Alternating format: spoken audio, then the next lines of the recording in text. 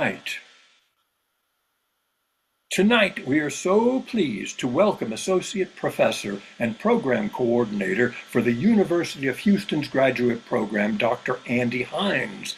Dr. Hines describes himself as a futurist and will offer a presentation titled Imagining After Capitalism, based on his book of the same name. And here's a copy of my Kindle version, Imagining After Capitalism. I don't know if you can see that with the glare or not. But at any rate, that's a photo of $100 bill stylized. That's Benjamin Franklin's face on the cover of Andy Hines' book. And he's wearing some futuristic looking shades. Maybe Andy will explain who came up with that great idea. Now, I don't know if you can see it, but his name is on the cover too, but it's very small. All right, I appreciate that. I've been reading your book, Andy. It's fascinating. All right, so that's the book. And I'm sure you're going to mention it as you, and that's, by the way, available at all of the major bookstores and online, and you can download it if you're interested in reading it. So Andy's going to discuss what are some future alternatives to capitalism, which possibilities do we prefer, and how can we achieve any of this? Dr. Hines regularly consults major corporations through his firm, Hindsight, which seems to be a very clever name, especially when you consider that Andy considers himself a futurist. All right, so now, should you have a question or a comment after the presentation, please use the Zoom hand raise feature found at the reactions button to raise your hand during our Q&A. Let's mute our mic until it's time to speak. Please know we are recording the presentation for posterity and uploading to our YouTube channel. We're open to the public. We don't know what might be said during our discussions. Sometimes we cringe, sometimes we laugh, sometimes we cheer, sometimes we nod in quiet approval. But we always look forward to a robust, civil discussion. So I'd like to turn it over to Dr. Andy Hines now. Andy, we are all yours. Thank you. Outstanding. Well, thanks for catching the Ben Franklin. They're actually intended to be virtual reality glasses. I hired, if you will, one of our fellow professors who's a really good designer. And if nothing else about the book succeeds, I got to tell you, the graphics are outstanding. She did a fabulous job. I mean, she's just so wonderful. So anyhow, that's where and it was her idea to do that. So let me make sure you guys are seeing the right screen. Yep. Okay, good. So to start off, I'm going to try to end around 6:30 so we can do some questions. I'll try to stick to that. We'll see how that goes. Have a nice discussion afterwards. The origins of this work. So it's now 14 years ago, which is hard to believe. I'm teaching a class. So right now, I am now the program coordinator of the University of Houston's master's degree in Foresight. We're one of 10 programs in the world that offers such a degree. And I've been heading the program for about a dozen years now. But a few years before that, I was just an adjunct professor. I'm teaching this class, and we had one student who has just had a bee in his bonnet about what's after capitalism or what's the next economic system. And so we talked about it a lot in class. And then every spring, we have what we call a spring gathering, right? Where we come together and, it's our annual event. And so we had our 2012 annual event was the future after capitalism. What we found at the time was there were a lot of ideas even back then about why capitalism might be in some trouble, but there wasn't a lot of ideas about what might replace it, which intrigued me. So, so that's the kind of the origin. And if I will, one more sort of looking into hindsight, if you will, looking backwards, is there had been a seed that had been planted and growing in me for a long time. So this idea of the image of the future. It's the second book I read about the future. And it's a pretty massive study that basically the basic conclusion was. So Fred Pollack was a Dutch futurist, was translated into English in the 70s. And he said the great historical civilizations of the past were united by, if you will, a positive guiding image of the future. And at the time he was writing in the 70s, he's saying, the problem today, if you will, is we don't have that. Huh, interesting, right? And it's that, so that was kind of part of my impetus for getting into this work. And I always said, one day I'd like to come back and address that particular challenge. And now that I'm closer to the end than the beginning, as they say, I was able to actually take up that challenge. So this idea of the lack of positive guiding images of the future. Where are we going? And one of the things you'll know really quickly if you or you'll observe if you start looking at the future of anything, not just say the future of the world, there's a lot of dystopia out there, a lot of negative futures, very few positive.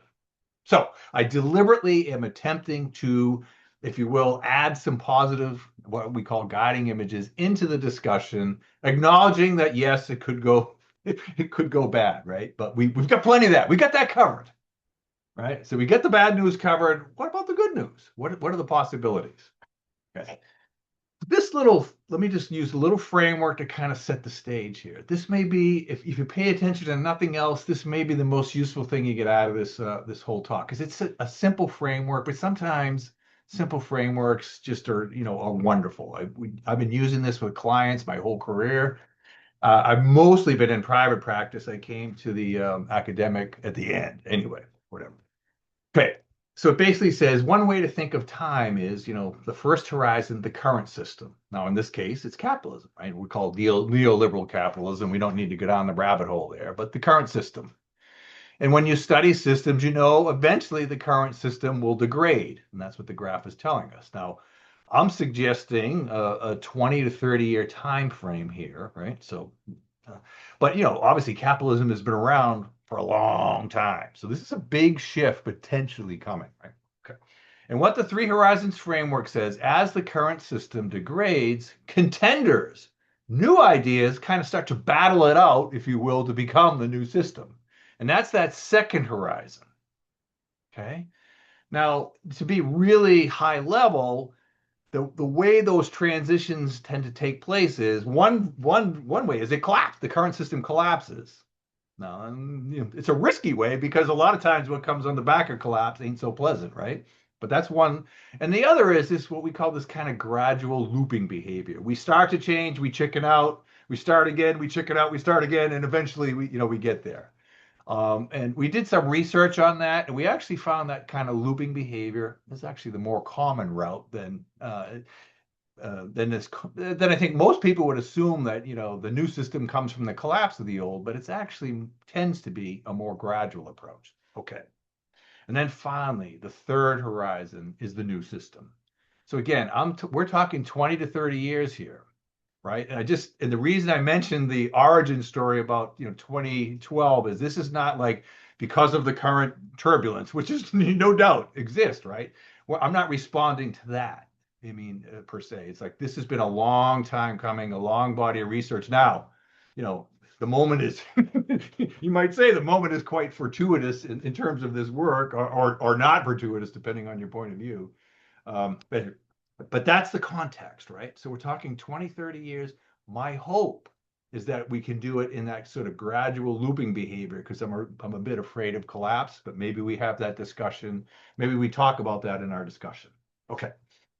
So how do you gather the evidence for this, right? Because you can't say, all right, I'm suggesting we're on the verge of this major transition that might take a couple of decades. One of the futurist tools is called horizon scanning. And what horizon scanning does is we have a methodology for looking for signals of change. And then we gather those signals of change together into a library. And over that, I started scanning heavily probably about 7 or 8 years ago. So in the early days, I just started reading some books and I'm like, oh, this is interesting. This is interesting. And then I was like, ooh, this is getting really interesting.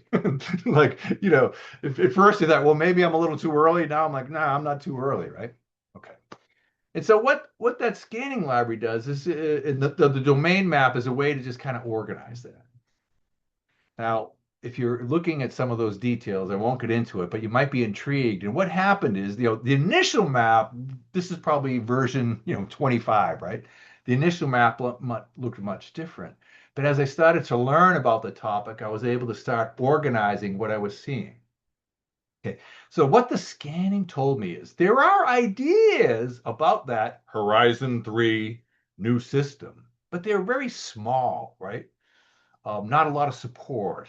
They're kind of isolated, right? But little fragments. But those fragments over the course of the last 15 years have been getting stronger and stronger and stronger. Okay. So that's one source of the evidence. And again, I got 1,000. I could have had another 1,000 if I had more time.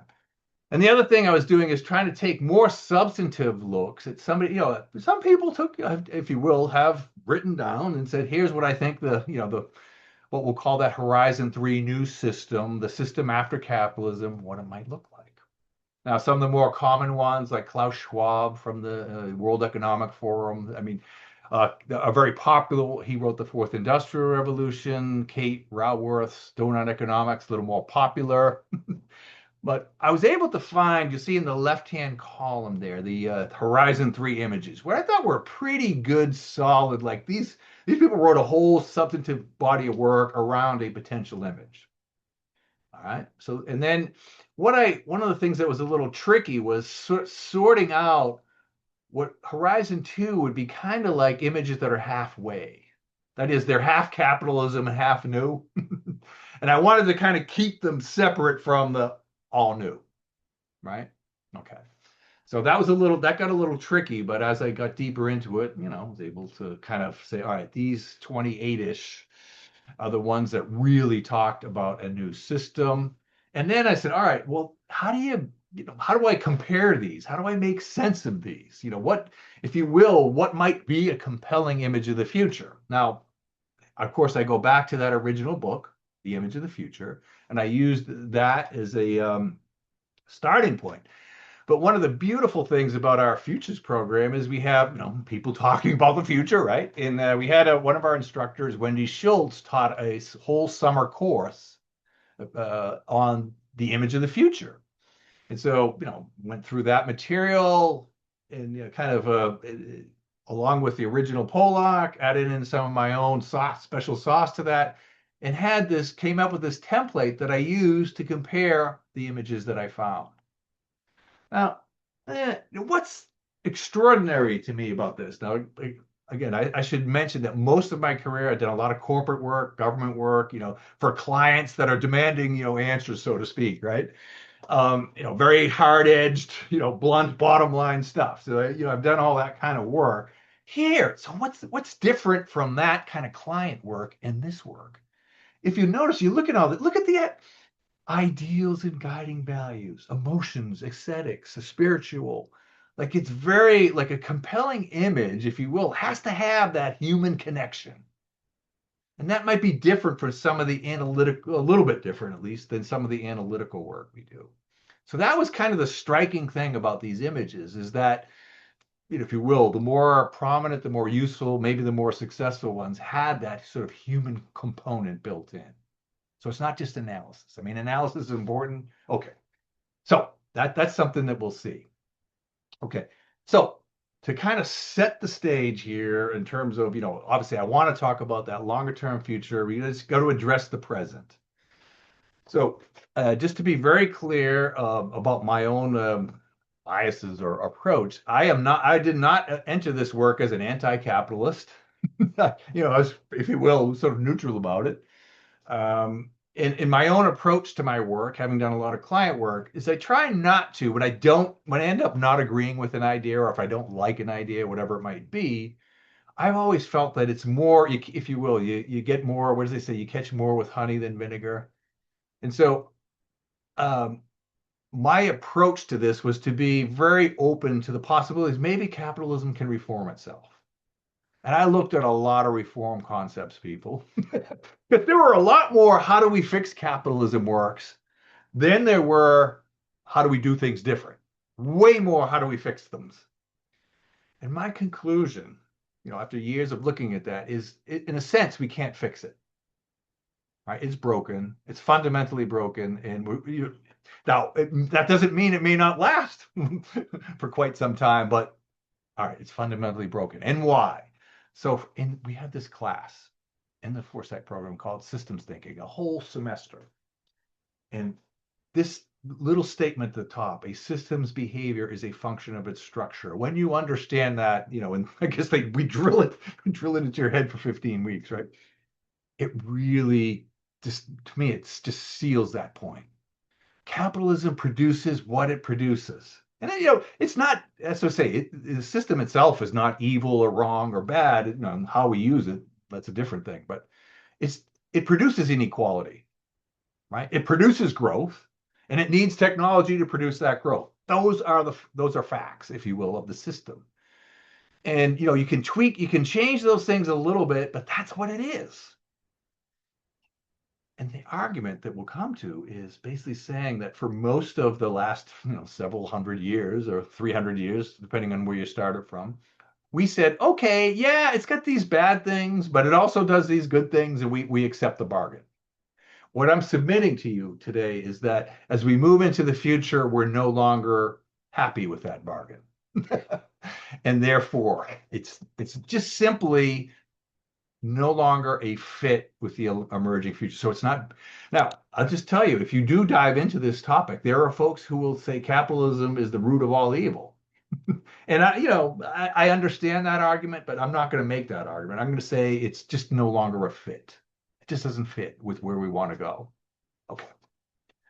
So I don't mean to belabor, but that's important because I don't want to deem it. So what is the problem, if you will? I believe I heard this quote from Robert Reich, and I don't know who first said it. We live in an economy, not a society. And I thought, perfect. Isn't that exactly it? We've got it backwards. Instead of the economy helping us live better, we're living in order to make the economy better. It's backwards. So if we just can kind of get our heads around that particular reframing, I think that's where I want to go. Like, how do we kind of flip that and create an economic system that serves what we want to do? Now, the question is, right, what should we be doing instead? And that's sort of my task. So, okay, good. All right, timing is perfect. So we take a deep breath. We've got our setup. Now you're going to say, okay, Andy, yeah, so far I'm kind of with you, but give me some real evidence here that this change is already happening. And I am submitting to you, this is underway. Now, again, 20 to 30-year journey, so it's not tomorrow, but it's happening. And it may be a little bit tough to see, again, amidst the current turbulence, it might be tough to see that, but those changes are still happening. So let's get into them. Number one, my fellow Andy here, talking about Don Beck's spiral dynamics. I'm with you, buddy. You might notice this particular graphic here. So I did a bunch of values research. It was one of my earlier books, right, on the future of values, right? And I used spiral dynamics as one. Spiral dynamics and the World Values Survey as two of my major sources for the work that I did. So I'm totally with you, and I think you guys will be in for a treat because I love it. It's great stuff. The basic, this without getting into, again, it's a whole book. But what's been happening for a long time now? Since we have data going back to the 70s from the World Value Survey that says we have been shifting from traditional and modern values to these postmodern and integral. Now, modern is still the if you will, the highest indexing type of value. Postmodern, fastest growing. Integral is still pretty tiny. Traditional has been, slowly declining. The basic idea, the basic message of modern values is it's about achievement. It's about growth. It's about victory. It's about winning and losing. Doesn't that sound a lot like capitalism? Right. Absolutely. The modern value system, if you wanted to make a value system that fit with capitalism, you would draw up modern values. So it's a perfect fit. Perfect fit. However, what the data says is that the modern values holders is probably peaked and on its way down. Postmodern, all right, so the next, the emerging value system, the growing value system, the postmodern is antithetical to all that, right? Because you can imagine a new system, a new set evolves in part in response to the old, right? So the postmodern says it's about sharing, it's about collective well-being, it's about the environment, sustainability, self-expression, all the opposite almost of the modern values. So as those lines start to cross, as modern declines and postmodern grows, at some point the capitalist system, which again is well suited to modern, will just the postmoderns will say, no, that's not us. We don't want that system. Again, it's the key point though about values shifts, and you'll probably hear more about this upcoming, right? Is it's slow. It's like less than 1% a year. So it's like you don't even really notice anything until a decade is gone, right? However, it's been happening, the trend lines are there. So in a sense, the values suggesting something different has been growing. So that's number one. And in my view, one of the most important things, right? These long-term values are slowly shifting away from supporting the existing approach. Number two, technology, duh. The standard technology slide, right? But you got to say it. Now, what's interesting to us here, I think, in terms of a new system, how are we going to use that technology? There's no doubt. And now, with all the AI hoopla that's going on, and some of it merited, some of it maybe not, but nonetheless, it's certainly bringing some interesting capabilities to the table. What are we going to do with the bounty that this technology could produce? Are we going to give it to, the tech bros? Or are we going to, share it more widely? So the thing is, we're going to have, if you will, that tech bounty should be there. The big question, how does it get distributed, right? So we can almost take that as a given, right? Even with my slight skepticism about some of the AI stuff, nonetheless, I think we can argue over the long term, we're heading in the direction of greater technological capability. Okay, so that's kind of a given, right? Number three, third driver. This one, basically inequality. I think we're all probably, have heard enough about that. However, I just wanted to make sure. So I don't know if anybody has actually taken the plunge and read Piketty, Piketty's book on capital. There it is. It's fat. It's thick. It's one of those that people say they reference and don't read. I actually read the damn thing, and I am pretty convinced that we have set up a system. Again, the system is going to produce inequality. Again, it's not good nor bad nor evil. It's just what it does. And again, you go back to trend number one about the value shifts, and people, the postmoderns are going, we don't like this inequality business. That's not us. Okay, that's what it does. So number four, kind of related to number two about the tech acceleration, but we've got this huge question about what are we going to do with all the automating technology, right? Now, as a longtime futurist, earlier in my career, I used to talk, and then I learned my lesson. I would say things like, our goal should be full unemployment. What? What? What are you crazy? And I said, because really, why not have the machines do the work, right? I think most of us can figure out plenty to do without having to go to a 9 to 5 job. I don't know. You raise your hand, right? I mean, I don't need. I like what I do, but I think I could keep myself amused without a job. Anyway, I would say about 5 or 10 years ago, I would maybe throw that out once in a while, and I get a little less, a little less rejection. And now I could talk about it. I mean, heck, we had a presidential candidate run on universal basic income a couple of years ago, right? Didn't win, but I mean, it's in the conversation. So the question about automation and labor is like, one strategy is how do we protect jobs? I understand that impulse, but the other is right. If the technology is producing that wealth, why not let them do it? Okay. So one of the themes that will come up is this kind of, you'll see in one of the images is what does that kind of a future look like? All right, number five. This one's a little trickier technically. It probably makes sense to you all, but basically the short story of stagnation is the easy economic growth is over. Now, so what you find instead are increasingly tortured ways to try to figure out ways to grow the economy. And so this is where all these kind of schemes come in. One thing you have is these sort of financialization, right?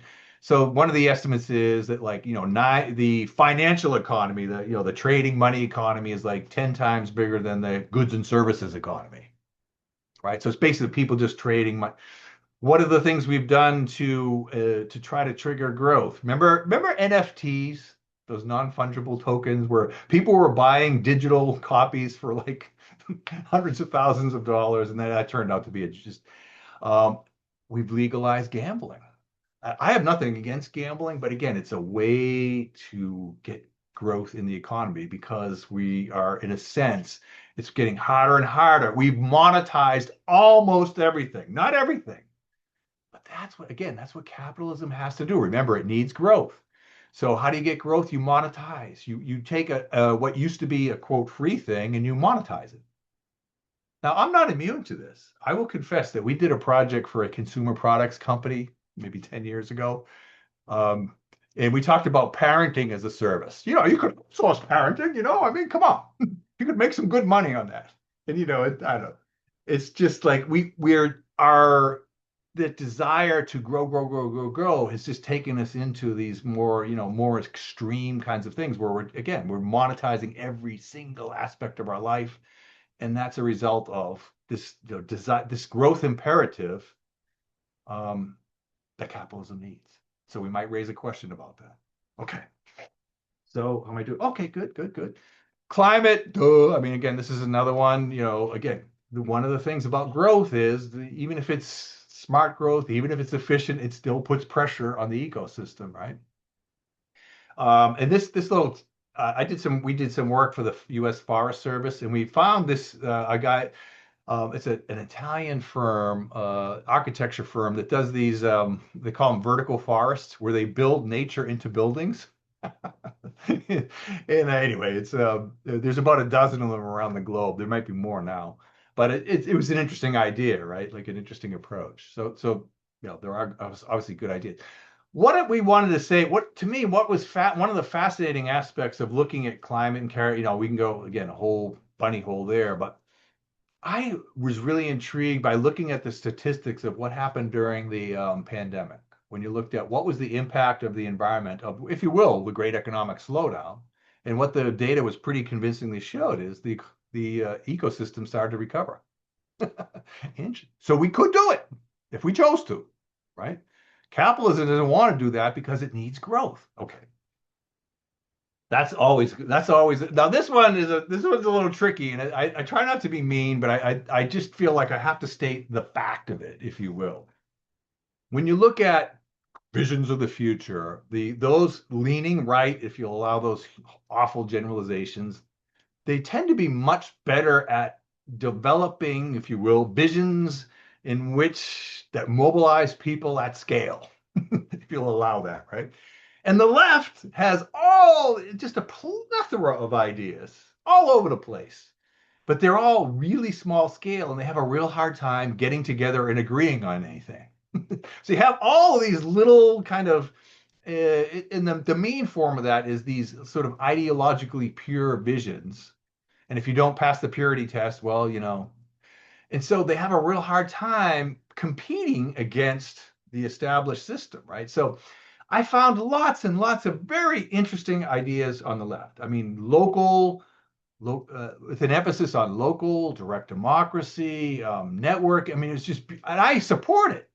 However, how do you take that up to a scale? Because, if you will, the established system looks at those things and goes, too small, insignificant, not going to matter. How do you compete against the big monolith, right? And I think that's one of the big questions of the next 20 years. And I don't scale up just sounds almost like too techy, but like how does a local-ish driven approach, decentralized, local, distributed, actually become, if you will, the new system? Oh boy. So anyway, I picked on the left, but I'm from the left, so does that matter? I don't know. Maybe I can do that, right? Okay. Good, good, good. We're doing great on our time here. So let me then get to our three images. So keep in mind, where did these images come from? After this, about 10 or 12 years, right? I started writing the book probably about 4 or 5 years ago.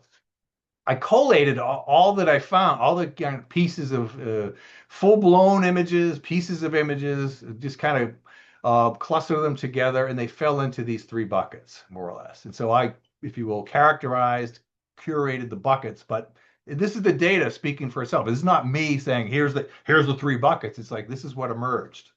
Okay, so these three buckets emerged, and you're gonna immediately, I hope or think maybe, you're gonna say, hey, isn't the intersection of those three buckets the answer? Maybe, right? So, if you will, at a high level, circular commons is the environmentally driven set of images. The non-workers' paradise are the social and politically post-work driven images.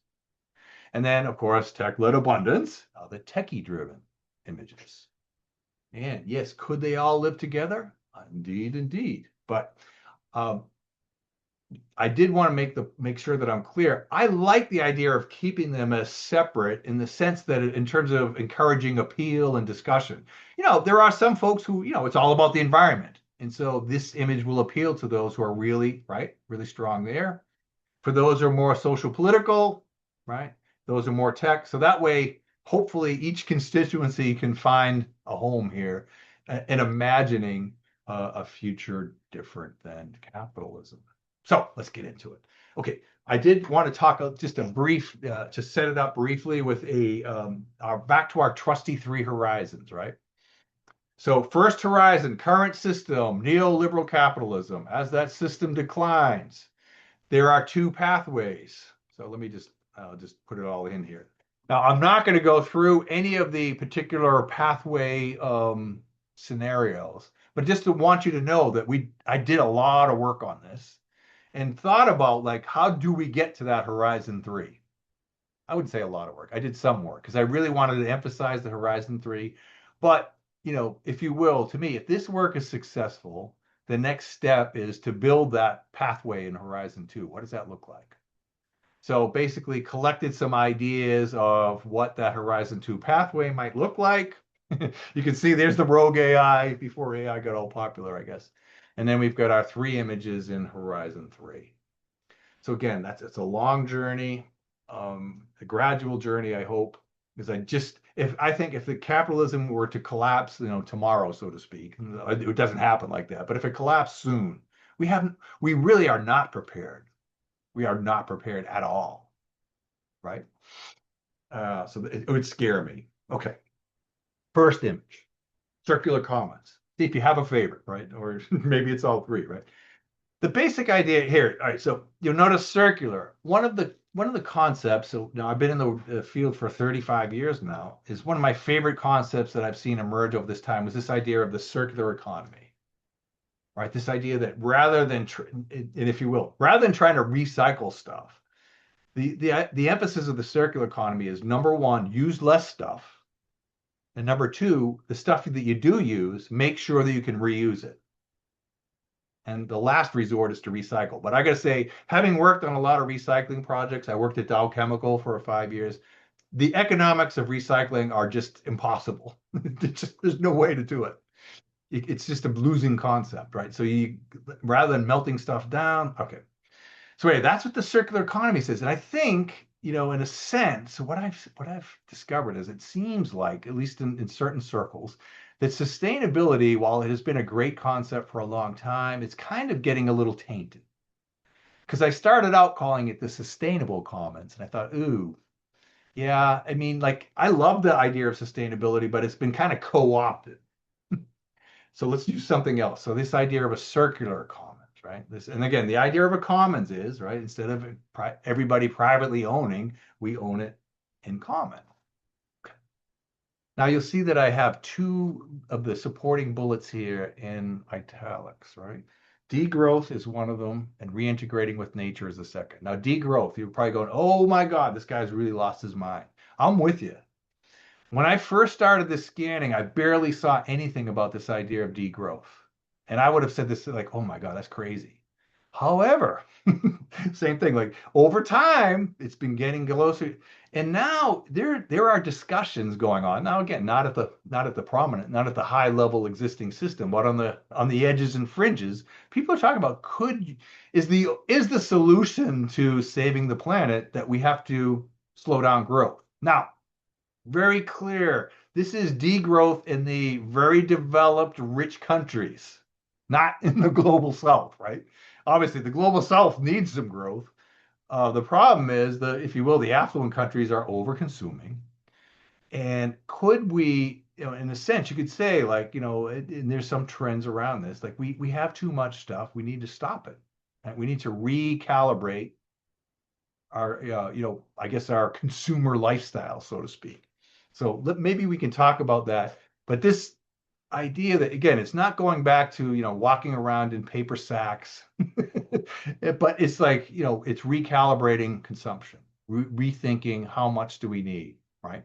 Okay, and it's a and I like it because it's provocative, right? It gets people to really think. Even if your knee-jerk reaction is I hate that idea, maybe it can get us into a conversation about how it could possibly happen. And the second one, reintegrating with nature, is it's just stunning how, as you look over time, how we've just lost any connection. Not all of us, but some of us have lost connection to nature and just have no real appreciation for what it means to say the ecosystem's in trouble. You know what I mean? Like it actually is, right? And you got to experience it. And if you experience it, it kind of changes your perception of the issue. So I think, if you will, how do we get kids and people back into nature would be a huge boost to this particular image. So you can see some of the issues. Like now, I've talked about the after capitalism to some corporations, not too many, a couple corporations, couple government agencies, right? And so you got to try to bring it back to the practical thing. Now, circular economy, that's being discussed. Moving more towards services instead of physical goods, that's being discussed.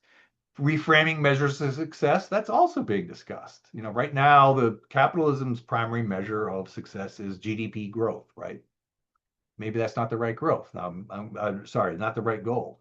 A lot of that's so all three of those ideas, I think you can discuss in polite society and maybe start to stretch it into the future. All right. Second image, the non-workers paradise. So I should make a quick note here. Personally, I have nothing against communism, socialism, Marxism as thought is systems, right? Now, the actual as ideas, I guess you would say. Now, obviously, how they were translated. I've read a lot about the actual experience of those systems, and obviously, that's pretty horrific. But the ideas themselves, I mean, the principles are fine. The execution wasn't very good. However, I think for me, you'll see that I deliberately avoid using the word socialism, communism, because I think that's what opponents are going to use to kill any idea of an alternative, right? Well, that's socialism. Well, that's communism. And they're assumed to be, evil boogeymen. And then, that kills the conversation. So I believe that I'm trying to reframe the conversation away from those old ideas. I mean, they're old ideas, right? What are the new ideas? But I will say that nonetheless, the new ideas, there is going to be the principles are not going to be like horrifically different, right? There's similarities. But I think in terms of, trying to sell a story, oh my God, you can't do it, right? Especially in the US. It's a little bit easier to talk about in other parts of the world. But in the US, you say communism and that's the end of it. Okay. So let's see here. So what else do I want to say about the non-workers paradise? So what would a post-work future look like? And one of the things, again, the beauty of hanging around for being a futurist for such a long time is some of the ideas that we talked about, 30 years ago, you can see them actually happening now. And one of the things we said is, the individual, again, now this is in the affluent countries, not in this, places that are really hurting. Our dependence on 9-to-5 jobs for our livelihood has been going down for a long time. Overall, on average, it's already happening. Now, everyone who say, "Wait a minute, I work 60 hours a week," you're part of that exception, right? The norm is that we have been gradually less dependent on work and that's been a very consistent long-term trend. So I guess if we wait long enough, it'll just happen on its own. But you have ideas like you see things, Iceland has the 4-day work week, and several other countries have played with that. There's I think at the last call there were 250 universal basic income experiments going on around the world. Now these might be just city level, they might even be neighborhood level, but they're going on all over the place all the time. And so in a sense, the momentum towards this post-work future is, that we're trying to figure out how to do it, right? And then I think the last point about the organizing, the local and direct democracy, probably sounds like an ideal fit for your group, right? It's just like overwhelmingly the ideas of if you will, that Horizon 3 new system get down to that local distributed network level, no doubt. Again, my question is, how does that become, how does that get big enough, if you will, to replace the existing system? Yeah, okay. I'll say what I have time. I have one more thing I wanted to say about this, because one of the most interesting works that I came across in this in the research was actually a science fiction novel by Cory Doctorow. And it was called Walk Away. And he basically he creates a scenario where the way that, if you will, and I don't know, he wasn't trying to do it, but the way an anti or post-capitalist society emerges is people basically just drop out of the existing system. They walk away from it. And eventually enough walk away that it becomes the new system. Now, I think that's a little bit idealistic, but the way he described it was pretty interesting. So, do the off the grid movements, the intentional community movements, so they eventually become, the new system. So anyway, that's kind of where the non-workers paradise ideas play. And then the third one, tech-led abundance. So this one scares me a little bit because I feel like it's of the three images, it's the one that's most like capitalism, right? It fits the best with the existing system, and it's very easy to see the existing system taking a hold of this, right? And again, to be blunt, like we just say, this is the tech bros system, future, right? And they keep all the money. But could we use that abundance to redistribute? Sure, absolutely, absolutely. I mean, how do you enable a post-work society? Right? Tech-led abundance would be one of the mechanisms to get you there. And so the basic idea of tech-led abundance, and I forget the exact numbers, but like right now, if you took all of the global wealth and divided it up equally amongst every human being on Earth, we'd all live a pretty, not affluently, but we'd all live a decently comfortable life. So we can do it right now, right? And if we believe all the tech hype, right, that bar, right, that this sort of common ground is going to get increased, right? Now, the big problem is the redistribution, right? So if we could solve the redistribution problem, life would be great. But that's going to be an amazingly difficult one. All right. All right. That's a tricky one. Okay. So, some of the ideas that we talked about, like, all right, so I'll give you, it's a good little story here, because I was talking to a group of corporate representatives from packaging companies. So they were packaging people in companies, right? So they package goods. And they were basically all complaining, and rightfully so, because I worked at Kellogg's, which, used packaging, and I worked at Dow Chemical, which made packaging. So I know a little bit about it. And basically saying, well, if we add 1 cent onto the cost of a package, the marketing people won't let us do it. So we try to do all these cool things, but they won't let us do it, right? And so what I was trying to get them to think about is, I know that challenge, but what would a post-capitalist society, what would packaging do? If you think about it right now, so if you get to number 8, what innovation would we prioritize if the cost was no longer an object? Right? So start from that. What's the ideal distribution system? It's probably some form of bulk goods, right? You would imagine, right? There's some way that you could get, so you start to think differently, right? And so, right, they were just stuck in what I call the 1 cent per package problem. That is a big problem, but that's not, it's like, how do you, if you will, how do you package and distribute things in a post-capitalist context. That's a much different problem. And I was trying to stretch them into that space. I don't know if I succeeded or not. Okay, let's wrap it up so we can get to the discussion. So we sit back. We got these three images. Like I said, it may be that it's a combination of all three, but for now, we're going to hold them in our heads separately. Then you say, Andy, what are your ideas for how we get there? So I wanted to say a couple things about that. Number one is, and I put it right in the front of the book. I basically said, look, I'm not going to write the pathway. I'm not going to write the plan. I'm not going to write the guidebook unless there's interest in the images. So what have we learned as futurists is the first thing you got to get straight is your vision and purpose. Now, it's very tempting because I think in MBA school, they tell people to just start acting and then worry about purpose later. But I think it's baloney. Like if you don't know where you're going, how do you plan to get there? It doesn't make any sense, right? So let's find out if where might we want to go. Then let's start to get into the plans. Because one of the objections when I've talked about this, oh, what's the plan? Well, and I said, if you look at the emergence of capitalism, several centuries ago, there wasn't a plan then either. It emerged over a period of time, right? There wasn't a plan. There wasn't a blueprint. So that's not, new systems don't necessarily emerge from, right? So what I think is important is to think about what, if you will, what levers do we push as we guide our way maybe towards these images. So Donella Meadows, one of the great systems thinker, Dana Meadows was for short, talked about how do you change a system, right? So he said there's three major levers. One is the metrics lever is basically you change the rates and the numbers. So, we're going to, increase the progressive tax 5%. Does that help? Yeah, a little bit. Does it move the needle? No.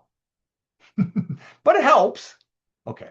So metrics, 7, 8, 9 there, that helps a little bit, but it doesn't really move the needle, but we should do some of that. The rules of the system. Aha. You change, if you will, how taxes are levied, who gets exempt and who doesn't.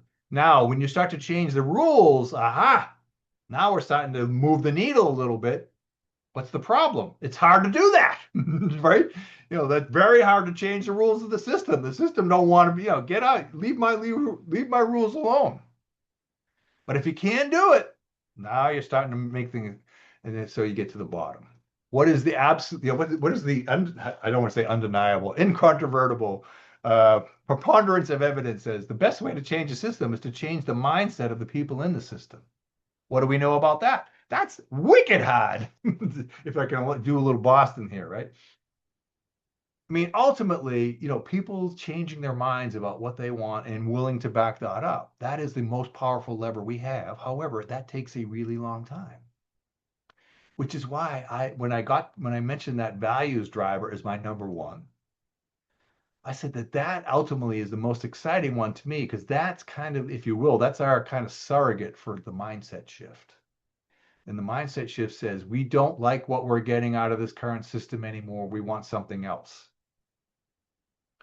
But it takes a long time. So what do we do now from our point of view, from our seats here in the present? I say, I don't know if it's, 1/3, 1/3, 1/3, but if you will, we play all three levers, right? And maybe there's a time where we're going to do a little bit more mindset work, right? Maybe there's a time where we do a little bit more rules work, but we kind of have those tools at our disposal, and we kind of make decide how kind of being I guess strategic about when to apply which, right? But it's ultimately a combination of those three things. And if I can kind of my last sentence here to wrap up this part of it, it's like when you get back, the whole premise of futures work is we look to the long-term future, we work backwards to the present. How do we get there? So it has to translate into present action. And so that's the next logical step of this work. Even though in the book, I do have lots of examples of, how it's happening right now, but really it's not, it's just a bunch of examples, right? The next step of this work is how do you translate this into some action? How do we make it happen? Right? Okay. All right. Let's see how would I do. Ooh, right at 6:30. All right. Um, it's your very good. I appreciate that. Obviously, you enjoy what you are doing. There's no question. It's your 6:30 and it's our 7:30, your Oh, Central sorry. Time. That's fine. No problems. No problems. So I want to invite everybody, if you have a question, to please raise your emoji hand so that we can go around the room and talk with you. If you have a comment, please make your comment and then your question if you like. And if you want to take issue with Andy, this is a good time to do so. If you want to agree with Andy, this is also a good time to do so. So if there are no, I really hope you do have some questions. I do have a couple, Andy, and you tried to encapsulate your complicated book in an hour, and that's very difficult to do because you do have lots of examples in your book, and you tried to sum up uh, the work of your book, Imagining Capitalism, in this hour. Um, Mhm. so, a couple of questions from me based on what you shared with us is you mentioned distribution, and that is critical in my view. You talked about circular commons, tech abundance, AI, and a non-workers paradise, which I think may be a new way of saying what you used to say, full unemployment. Yeah. All right. Well, you just found a happier way to put it, right? The same idea, though. And you combine them in your Venn diagram, the three, and you show them overlapping. The question I have is, how does our democratic system of governance fit into your ideas? So I think that what you see on the, what we'll call it the ineffective left is, and I mentioned this idea that very much an embrace of the, if you will, more democratic, more direct democracy. Like, so that future, the futures that we see on the left, the far left, is we're going to have more, we're going to use, if you will, we're going to use the tools of technology to enable us to have a more active voice in our affairs. Now, if we're in a post-work future, you say, what are we going to do? Well, okay, you still have things to do. You're actually, if you're participating in the, if you will, the management of the community affairs. Now, it's not a job per se, but you're still doing stuff, right? So the post-work future isn't like sit around and do nothing. It's actually actively participate. So in a sense, it's more direct democratic. I think what you see in the right, now I don't go too deep into the right because most of those images are going backwards as opposed to forwards, so to speak. Like let's go back to the golden era, so to speak, right? But what you see there is, in general, when you do look at images on that side, they will tend to be more less democratic, more authoritarian. There's just no that's just the split, right?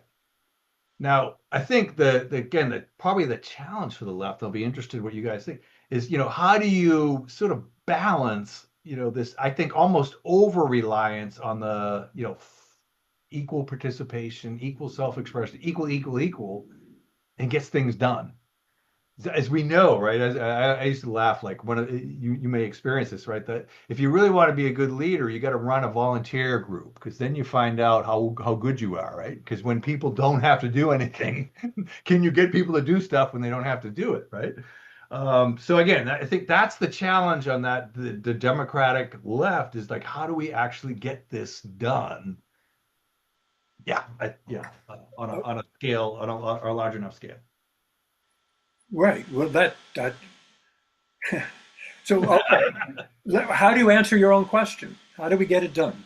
I don't. Well, so for the first thing, so you can imagine again, as a futurist involved in a lot of product or project ideas, product and project ideas that will be ahead of their time. So, as an example, I worked on natural foods in the 1970s. Sorry, in the 1990s, right? Sorry, 1990. And at that time, natural foods tasted horrible, but you could see the trends supporting natural and healthy emerging. So what we had to do was how do you develop what is going to be a 20-year story, right?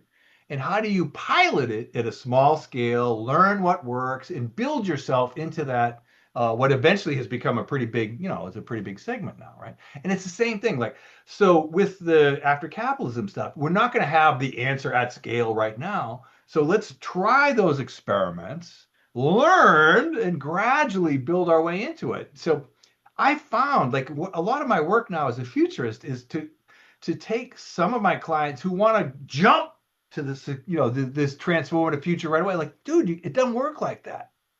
You can't just go from, novelty to mainstream without, you got to kind of work your way, slowly learn your way into that future. So a lot of times we say, take your time, Okay. All right. right? Let's ask Eric what is on Eric's mind. Do you have a question, comment, Eric?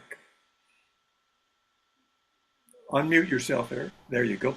Yeah, what I'm not seeing as part of this discussion yet anyway is elevating the voice of indigenous peoples. And who knows better how to live in a given location than the people who were here originally.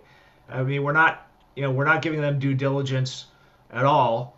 And I think that's kind of, I think the revolution is going to have in part a retrolution, if you want to call it that, and start learning from indigenous peoples in particular, blacks as well, others with historical relevance to going back much farther in the ecological sense. Your thoughts on that?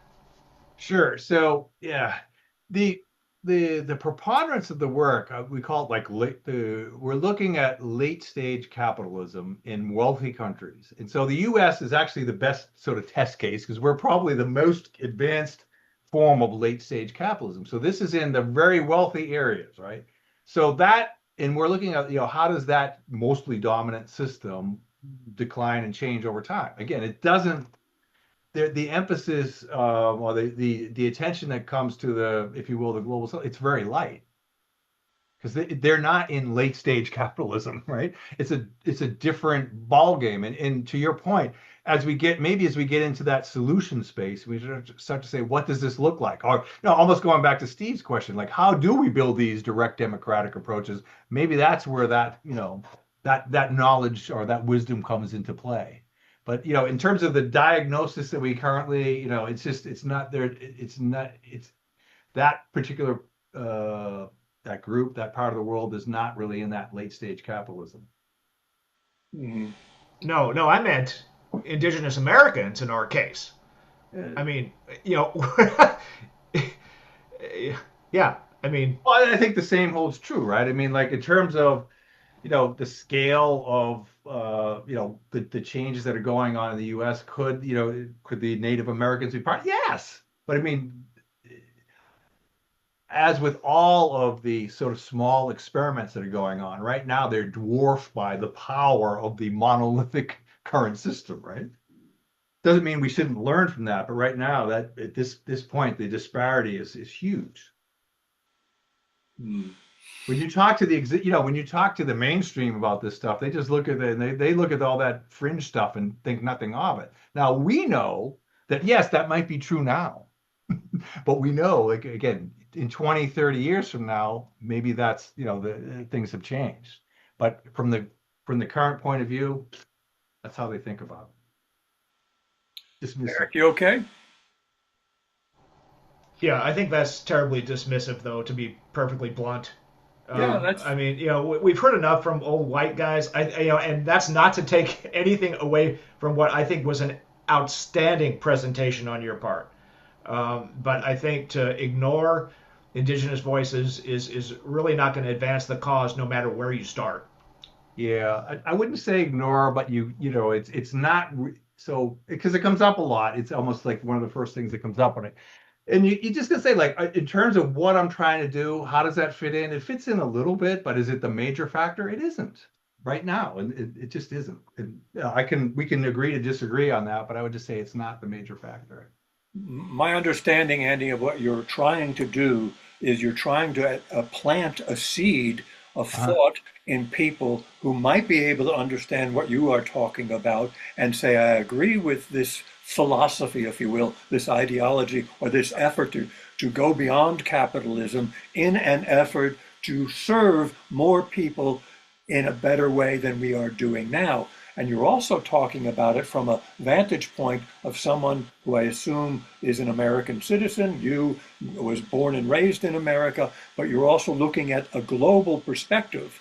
Yeah. You got a whole different situation in the Congo than you do here. And as Eric brought up, the indigenous people, they have a whole there's all sort it's an incredibly difficult task, but what you're doing is trying to plant a seed.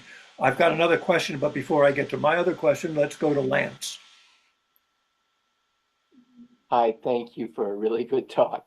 Uh, I've been thinking a lot about these issues of capitalism and democracy and such, and I've come to a little bit different position where I came to Southeast Asia cheering for America and demeaning the Chinese.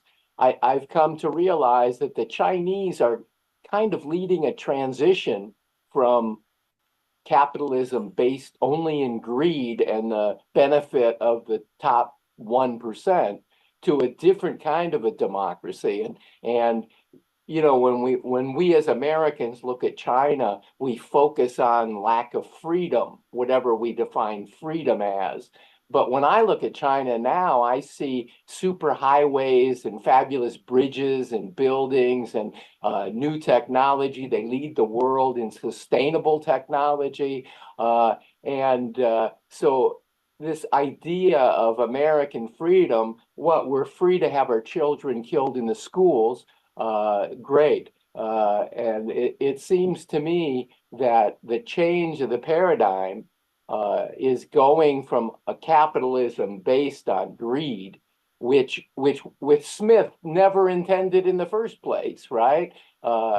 We have an unregulated system of greed and raping of the planet at the expense of the future humanity, whereas the Chinese have a quite different view of the future, which is a lot more about more people benefiting than just a few. And so I think that as Americans, we're stuck in this idea of democracy and freedom that's Mm. really ridiculous. I mean, we have the freedom that 8 people have more money than 50% of the world. And that's the freedom that's destroying the planet. And I think that when you talk about a transitional uh, idea, the Chinese represent that transition in my mind. And I think the Chinese should stop spending on the military. Instead, they should spend on sustainable technology. They should give Bangladesh solar energy and wind energy. They should change the world with their technology, and people will start to support them just because their system is sustainable and our system isn't. And it's a very interesting, in my mind, transition in politics and economics that we're in the throes of right now. So I guess my question to you would be about China. How do we as Americans view China as the enemy. They're the enemy here, they're the enemy there. But when I look at China, when you look at what's going on in that country right now, those people are being treated way better by their government than Americans are being treated by their government. So this notion of freedom, if the result is no health care and bankruptcy and children getting killed in schools, that's a freedom that I'm not sure anybody really wants, right? So, anyway, Yeah. sorry. Absolutely. So just to set the stage a little bit, so talking with the publisher about how to do the book, right? So because you're like, how do you talk about the whole world, right? You can't really, right? I mean, unless you want to write 10 books. So we made that sort of focus on quote late stage capitalism with the U.S. as the test case, but there is a lot of evidence across the globe, including China, Certainly. In looking at that, I really have no. I agree with what you're saying. My only caveat to that would be, it's like it's one of those things like you can reform the system and make it better than it is, and maybe that's a good transition step. But I would still say that ultimately that system is still they haven't quite experienced some of the challenges that we've experienced as a little more developed country. That they will have some of those same challenges that we've had to deal with. Now, maybe they'll deal with them better, but that's sort of those structural inequalities. They're still ultimately. I just question whether we can fix capitalism through capitalism. Right. Well, again, the Chinese don't have a perfect system, but they have a 5,000-year history as a society, right? Yeah. I mean, so they've made many, many transitions in the past. And I just think as an American, I think we're ridiculous to view them as the enemy and blame everything on them. Yeah. And their whole growth in the industrial marketplace was the result of American Republicans who moved their factories to China, right? So we put them in this economic situation that they're in today. And yet they're not exploiting it the way we would exploit it. So I've come away with the great admiration for their system. And the young Chinese don't buy into all that communist bullshit. And so Xi is going to probably be the last one of those kind of autocratic leaders. And what comes will be something brand new and unknown, but based on 5,000 years of Chinese history, right? Right. Well, thanks, Richard Nixon. Right. Okay. Well, didn't call me Kissinger. Oh, Henry K. Right. Well, they were hand in glove.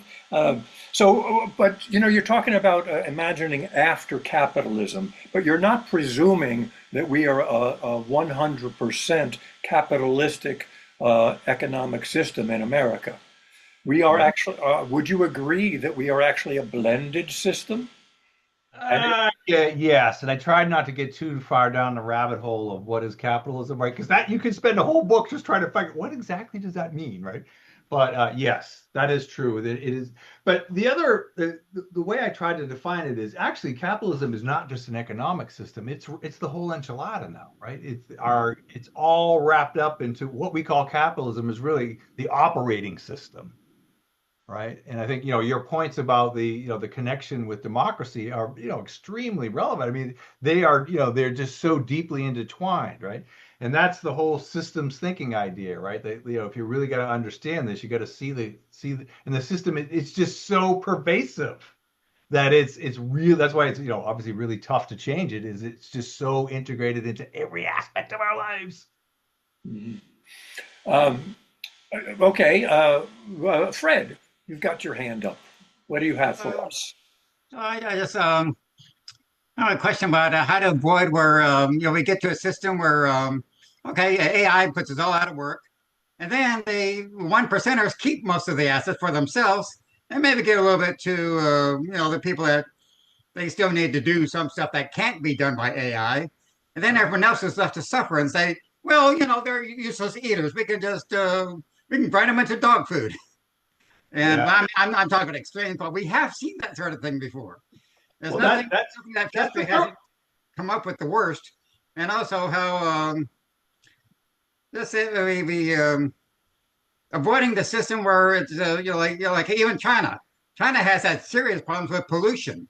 Of course, many capitalist countries, including U.S., including Japan, and so forth.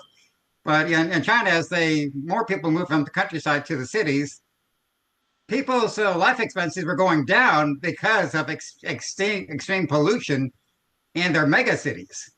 I mean, from say over a little over a century ago, there are a few mega populous, really highly industrialized cities in China at all, and now that's very different.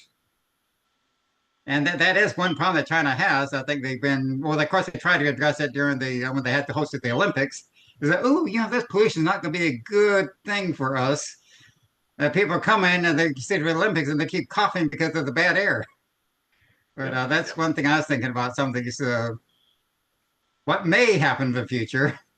Yeah. And I know I'm being, like overly pessimistic sometimes, but I just seen, and I read a lot of history. I've seen how things can go really bad for a really long time. Uh, Andy, care to respond? Sure, I would absolutely agree. The current trajectory is that, if you will, the top keeps the wealth. That's the current system. That's the current trend. So what we're suggesting here is how to, if you will, how do we move to something different? But I mean, to say that that is definitely a very plausible future. I mean, that's currently what we do, right? I thought it was the China comparison is interesting. Where she was speaking, it reminded me of something that one of the trends we were tracking over here in the U.S. was the Great Resignation, right? Quiet quitting. And I think at one time I had something like a dozen different ways we were characterizing, and it was mostly during the pandemic, right? How people were saying, well, they were starting to question the value of work, right? Okay, so then you go over to China, and now in China they had this similar concept. They called it lying flat.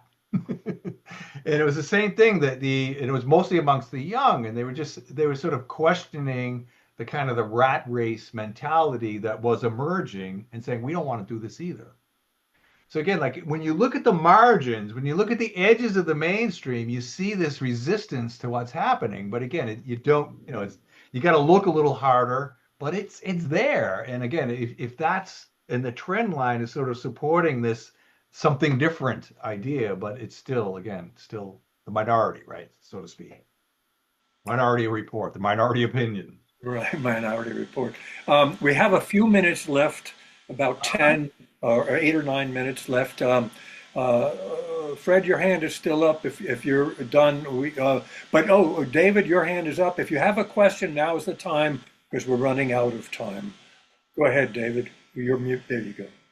Okay, I wanted to get to ask a question about one of the points you raised, but I'm going to go and back up a little through what Lance had said, because I think there's something to what he said, that there are other countries that we tend to demonize that might, in spite of some of the bad aspects of their system, also have something to learn from. But I'm also always afraid of the going overboard. So there's been something of an explosion of a middle class and better living conditions for certain sectors of Chinese society, which in many ways is laudable, unless, of course, you're Uyghur or Tibetan, in which case you're not getting part of that. And that goes to my next point, is that some of the things that are involved in what you were calling mindset when you were talking about the three levers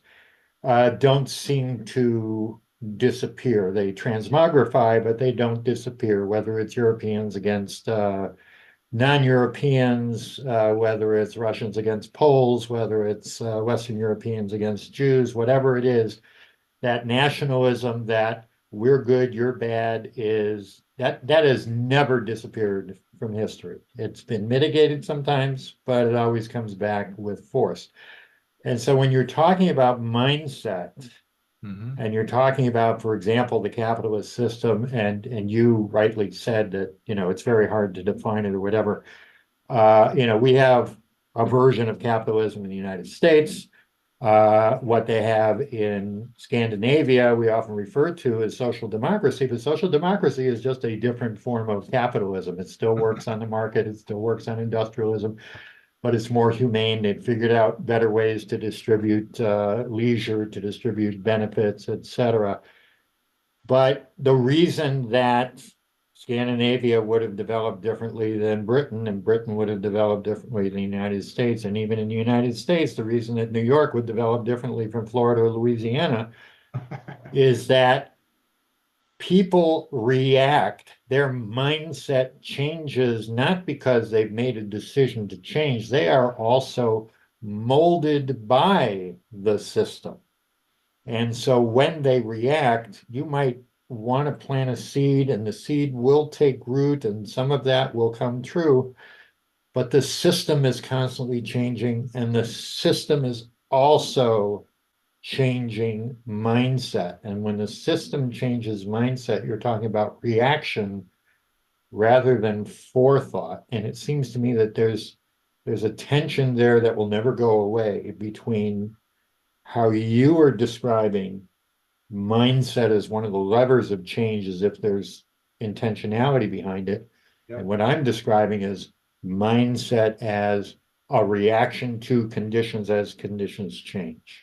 Does that make sense? It makes absolute sense. And I definitely would encourage Andy to give his talk on spiral and talk about, like, because one of the key things that it talks about, and I mentioned it here as well, is part of that value shifts. One of the big shifts that's, if you will, just emerging is the fourth set, the integral values, seems to be the first set where people who, if you will, hold these integral values have the mindset that says, I can embrace different value sets and I don't have to resolve it in my favor. I can be, if you will, modern. I can be traditional. I can be postmodern. And I can see how those value sets are appropriate to certain situations. And I don't have I embrace that. Whereas the traditional values holder, the modern values holder, the postmodern values holder, the current three dominant systems, each one of those says, if only everyone were traditional, the world would be great. If only everyone were modern, the world would be great. If only everyone, and my system is the right system, right? And yours is the wrong system. So what this spiral is dynamic system is suggesting, and my research was supported, is we're finally seeing the emergence of a mindset, if you will, that says, look, it's not like that. It's not me against you. I can hold these different opposing viewpoints, and I don't have to resolve it in favor. So I even though it's a very 2 to 3%, maybe it's a little higher. And somebody mentioned that, I think you mentioned the Scandinavian countries. It's a little higher there.